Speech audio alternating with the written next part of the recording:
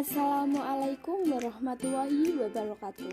Perkenalkan, nama saya Amelia Dwi Lestari dari kelas 10 MIPA 1 nomor absen 5. Di sini saya akan menjelaskan tentang siklus air.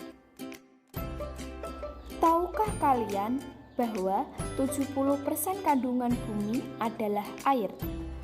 Pertanyaannya, apakah air di bumi akan bertambah atau berkurang? Air akan selalu tersedia di bumi dengan volume yang jumlahnya tetap, tidak bertambah ataupun berkurang. Ketersediaan air di bumi karena air mempunyai siklus atau daur. Siklus air adalah suatu proses perputaran air yang tidak pernah berhenti secara berulang dan terus-menerus dari atmosfer ke bumi dan kembali lagi ke atmosfer. Siklus air tersebut meliputi evaporasi dan transpirasi, kondensasi dan presipitasi. Kemudian kembali lagi ke proses evaporasi. Mari kita bahas proses siklus air tersebut. Yang pertama, evaporasi dan transpirasi. Evaporasi adalah peristiwa penguapan air yang ada di laut, sungai, dan di daratan karena panas matahari.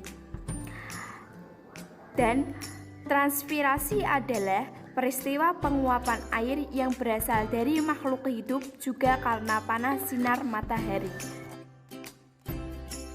Setelah evaporasi, proses yang kedua adalah kondensasi. Setelah air di permukaan bumi menguap menjadi uap air tersebut bergerak menuju lapisan atas di atmosfer yang bernama troposfer. Ketika uap air memiliki suhu rendah berubah menjadi titik-titik air atau embun. Perubahan uap air menjadi titik-titik air disebut kondensasi. Titik-titik air tersebut lama-kelamaan akan semakin banyak dan bergabung membentuk awan. Setelah kondensasi, tahap selanjutnya adalah presipitasi atau turunnya air hujan.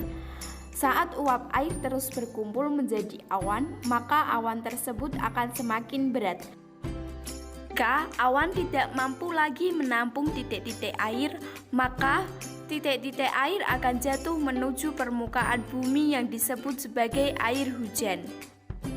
Proses ini dinamakan presipitasi. Jika suhu sangat rendah, yaitu berada di bawah 0 derajat Celcius, seperti di daerah kutub utara atau kutub selatan, tetesan air ini akan jatuh sebagai hujan salju atau hujan es.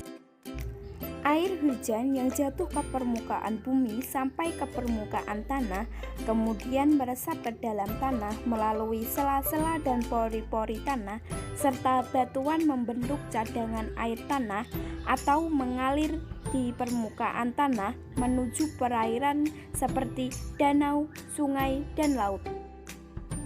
Demikian tadi penjelasan tentang siklus air. Terima kasih.